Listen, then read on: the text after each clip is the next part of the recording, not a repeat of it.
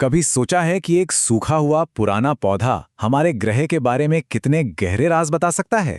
आज हम पौधों की एक ऐसी ही अनोखी दुनिया में जा रहे हैं जिसे हर्बेरियम कहते हैं और ये जानेंगे कि ये एक टाइम मशीन की तरह कैसे काम करते हैं। ये सवाल ही हमारी पूरी खोज की वजह है। एक पौधा जिसे सदियों पहले संभाल कर रखा गया था, वो हमें क्लाइमेट चेंज, बायोडाइवर्सिटी और यहाँ तक कि हमारे भविष्य के बारे में भी बहुत कुछ सिखा सकता है। तो चलिए इसी रास्ते पर्दा उठाते हैं।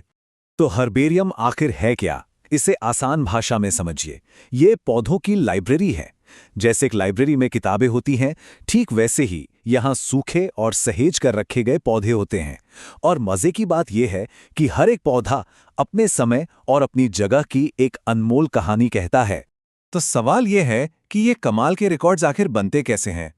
देखिए, ये सिर्फ पौधों को सुखाने से कहीं ज्यादा है। ये एक वैज्ञानिक कला है।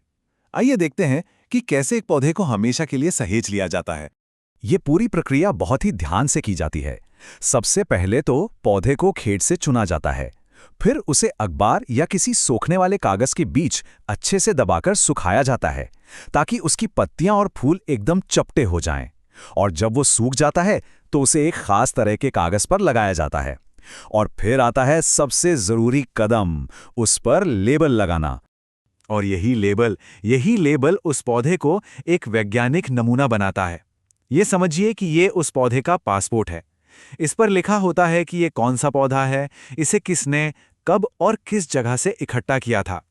इस जानकारी के बिना वो पौधा बस एक सूखा हुआ फूल है, लेकिन इस डेटा के साथ वो विज्ञान का एक कीमती खजाना बन जाता है। तो ठीक है, ये तो हुई बनाने की बात। अब देखते हैं कि ये संग्रह ऐतिहासिक रूप से इतने जरूरी क्यों हैं। ये सिर्फ पौधों का कलेक्शन नहीं है, बल्कि हमारी पृथ्वी के पेड़ पौधों का एक ग्लोबल आर्काइव है। हर्बेरिया का इतिहास बहुत पुराना है, सदियों पुराना। इसकी शुरुआत 16वीं सदी में यूरोप में हुई थी। फिर 18वीं सदी में मशहूर बॉटनिस्ट कार्ल लिनियस ने पौधों के नाम रखने का अपना सिस्टम बनाने के लिए इन्हीं नमूनों का इस्तेमाल किया था। और आज ये पूरी दुनिया में फैले हुए साइंटिफिक रिसोर्सेज का एक बहुत बड़ा नेटवर्क बन चुका है। और ये नेटवर्क कितना बड़ा है, जरा सोचिए। दुनिया भर के 3,500 से ज्यादा हर्बेरिया में करीब करीब 40 करोड़ पौधों के नमूने रखे हुए हैं। ये हमारे ग्रह के पेड़ पौधों का एक बहुत ही विशाल और कीमती डेटाबेस है। हर्बेरिया की एक और खास बात है टाइप स्पेसिमेन। अब इसका क्या मतलब है? इसका मतलब है कि जब भी किसी नए पौधे की प्रजाति खोजी जाती है तो उसका एक असली नमूना हर्बेरियम में रखा जाता है।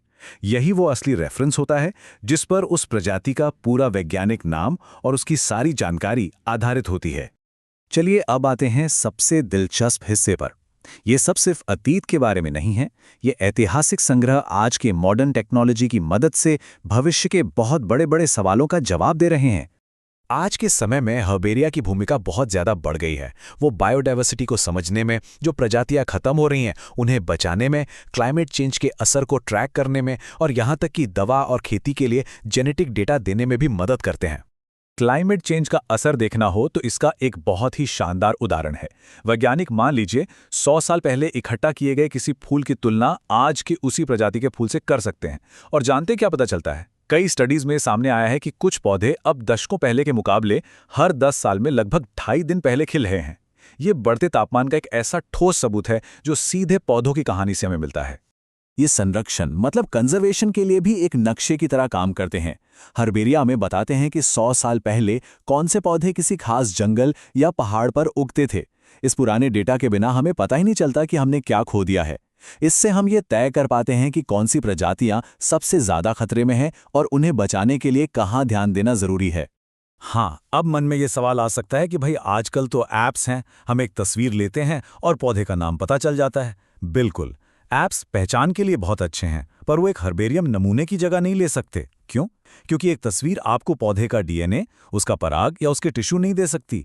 एक असली भौतिक नमूना एक स्थायी और वेरीफाएबल सबूत होता है जो गहरी वैज्ञानिक रिसर्च के लिए बहुत जरूरी है। तो आखिर में हर्बेरिया सिर्फ सूखे पौधों का कलेक्शन नहीं है, ये जीवन के लिए एक लाइब्रेरी है, हमारी बोटैनिकल विरासत का एक अनमोल खजाना। ये संग्रह अतीत के ज्ञान और भविष्य के विज्ञान के बीच एक पुल की तरह हैं। ये वो टाइम कैप्सूल हैं जो हमें ना सिर्फ हमारा अतीत समझने में मदद करते हैं, बल्कि इस धरती पर जीवन के भविष्य को सुरक्षित रखने के लिए भी बेहद ज़रूरी हैं। और ये हमें एक बहुत ही दिलचस्प सवाल पर लाकर छोड़ता है।